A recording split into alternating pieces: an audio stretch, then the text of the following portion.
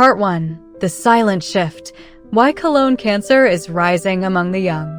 Not long ago, colon cancer was a disease we associated with age, something that crept up in the quiet years after 50. But today, that story has changed. Across the world, doctors are diagnosing patients in their 30s, their 20s, even their late teens. According to the American Cancer Society, colorectal cancer rates among adults under 50 have more than doubled since the 1990s. What was once a distant risk has become a startling new reality. So, what happened? How did an illness that used to appear late in life begin knocking decades earlier? To answer that, we have to understand what colon cancer really is. It begins deep in the large intestine, the final stretch of our digestive system, when normal cells in the colon start multiplying out of control, forming polyps that can turn malignant over time. It's a slow disease, one that grows quietly before it ever shows symptoms. And that's what makes its new, youthful appearance so unsettling. When I went to medical school, it was rare, almost unthinkable, to see someone under 50 with colon cancer. Now, doctors are seeing it every week. The genes that govern this illness haven't changed in a generation. Our biology hasn't rewritten itself overnight. So we have to look elsewhere, to the world we live in, the food we eat, the pace we keep, and the air we breathe.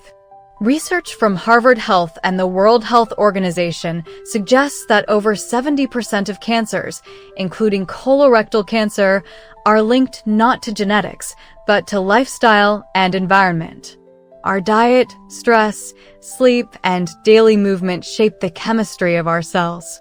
Every bite, every breath, every sleepless night sends messages to our body, and over time, those messages add up. Is it the processed foods we've normalized? The preservatives and additives we can't even pronounce? Or maybe the hours we spend sitting, scrolling, worrying, while our bodies grow more inflamed, our guts less diverse, our immune systems less vigilant? Whatever the cause, one thing is clear: something in our modern life has tilted the balance. And while genetics set the stage, it's lifestyle that often writes the script.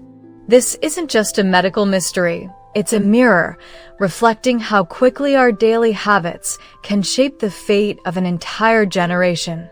In the next part, we'll uncover the habits, often invisible, often addictive, that quietly feed this disease, and how small changes can begin to turn the tide. Part 2. The Hidden Triggers. How our habits feed or fight cancer. If we look closely, cancer doesn't just appear out of nowhere. It's often the result of countless small choices, moments that seem harmless in isolation but accumulate over years. Processed foods, late nights, the drink after work, the car instead of the walk.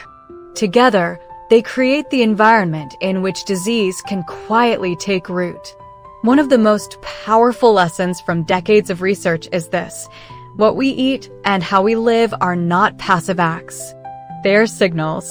Processed meats, for instance, hot dogs, salami, bacon, are no longer just indulgences. They're officially classified by the World Health Organization as Group 1 carcinogens. The problem lies in chemicals like nitrosamines and heterocyclic amines, formed during processing and cooking, which can damage the DNA of colon cells and spark inflammation. It's not about fear, it's about awareness. The occasional slice won't define our fate, but daily habits will. Then there's alcohol. A social ritual, a release, yet each sip adds to the risk. The American Institute for Cancer Research estimates that even moderate drinking can raise colorectal cancer risk by up to 20%. Alcohol irritates the lining of the gut and disturbs the bacteria that protect us from inflammation. Smoking, too, remains one of the most potent triggers, and vaping, often seen as a cleaner alternative, may expose the body to even more reactive chemicals. But the story doesn't stop at what we consume. How we move, or don't, shapes everything. A sedentary lifestyle slows digestion, alters metabolism, and suppresses immune activity. When we sit for most of our waking hours, our gut microbiome, that vast inner world of 39 trillion bacteria, becomes less diverse, less resilient. Harvard researchers found that regular physical activity, even brisk walking, helps these microbes flourish, strengthening the gut's natural defenses and lowering systemic inflammation. It's easy to overlook these connections because they don't make noise. You can't feel inflammation. You can't see your microbiome losing balance. But every choice nudges the body toward resilience or risk. And here lies the hope. The same habits that can quietly harm us can also heal us. Just as diet and inactivity can feed disease, food, movement, and rest can reawaken our body's inner defense systems. In the next part, we'll explore how a medical revolution, immunotherapy, is harnessing those very defenses, proving that even in the face of cancer, the body can be its own greatest ally. Part 3. The Revolution Within, Immunotherapy and the Body's Hidden Army. Inside each of us lives an army. It doesn't wear uniforms or carry weapons, but it stands guard every second of our lives. This is the immune system, billions of microscopic sentinels that patrol every corner of the body, searching for cells that have gone rogue. Most of the time, these immune soldiers quietly dismantle tiny cancers long before they ever grow large enough to be detected. But sometimes, those cancer cells learn how to hide. They cloak themselves, send false signals, and convince the body to look away. This is where one of the most extraordinary breakthroughs in modern medicine steps in immunotherapy. Unlike chemotherapy, which attacks both healthy and diseased cells, immunotherapy activates the body's own defenses to recognize and destroy cancer. It's not an external battle anymore. It's the body reclaiming its own power. Doctors have discovered that when the immune system is uncloaked to see cancer clearly, it can do something once thought impossible. It can push even stage 4 cancers, those considered beyond hope, into remission. Treatments known as checkpoint inhibitors, like pembrolizumab or nivolumab, lift the molecular disguises that cancers use to hide. Suddenly, what was invisible becomes visible, and the immune army charges. In some patients with colorectal cancer, especially those with microsatellite instability high, MSH, tumors, this approach has turned despair into recovery. It's not yet universal, but it's changing lives. Researchers are still learning why some people respond so dramatically and others don't, and the answer, remarkably, may lie in the gut. Because the immune system and the microbiome are deeply intertwined. The bacteria living in our intestines help train immune cells, calibrating their response. When the microbiome is diverse and balanced, our immune system tends to be vigilant and precise. When it's disrupted by poor diet, chronic stress, or antibiotics, the body's defense signals weaken. This understanding has transformed how we view healing. Medicine is no longer just about drugs that target disease, but about working with the body's internal intelligence. Immunotherapy is proof that our cells were never the enemy. They simply needed the right cue to remember who they were fighting for.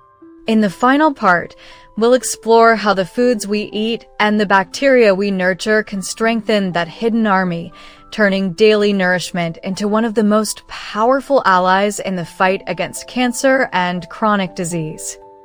Part 4. The Future of Healing, Food, Microbiome, and the Hope Ahead. Imagine if healing began not in a hospital, but at your kitchen table. If every meal became a quiet act of prevention, a partnership with your body's natural defenses. That vision is no longer poetic fantasy. It's what modern science is beginning to confirm. Inside your gut lives a thriving ecosystem of bacteria, nearly 39 trillion of them, each playing a vital role in regulating your immune system, balancing inflammation, and even influencing your mood. This inner world is called the microbiome, and it may be one of the greatest discoveries in modern health. When nourished properly, it becomes an invisible organ of protection. When neglected, it can become an accomplice to disease. Studies from institutions like Harvard Medical School and the National Institutes of Health reveal that a diet rich in fiber, polyphenol, and plant diversity supports the growth of beneficial bacteria. Foods like berries, beans, olive oil, leafy greens, and nuts don't just feed you, they feed the microbial communities that guard you. Each colorful fruit or vegetable delivers polyphenol, plant compounds that reduce inflammation and support the growth of bacteria linked to longevity. One remarkable microbe, Akkermansia mucinifera, has captured researchers' attention. In cancer patients undergoing immunotherapy, those who had more of this bacteria were significantly more likely to respond positively to treatment. And what feeds this microscopic ally? Simple, natural foods, pomegranate, oats, cranberries, and even a splash of black vinegar. It's not a miracle pill, but a reminder that nature still holds the blueprint for our resilience. These aren't new discoveries, they're rediscoveries. Across the world's blue zones, where people live the longest, healthiest lives, diets are naturally rich in fiber and whole plants with minimal processed foods. Meals are slow, shared, and meaningful habits that strengthen both the microbiome and the spirit. The future of healing isn't about choosing between food and medicine. It's about uniting them. Medicine saves lives, food sustains them. Immunotherapy may unleash the body's army, but the way we eat determines whether that army stands strong or weak. Every bite, every breath, every step can either fuel inflammation or feed restoration. The choice, quietly, profoundly, is ours. And maybe the greatest form of hope isn't found in a cure, but in the simple, daily courage to care for our bodies as if they were worth saving. Because they are.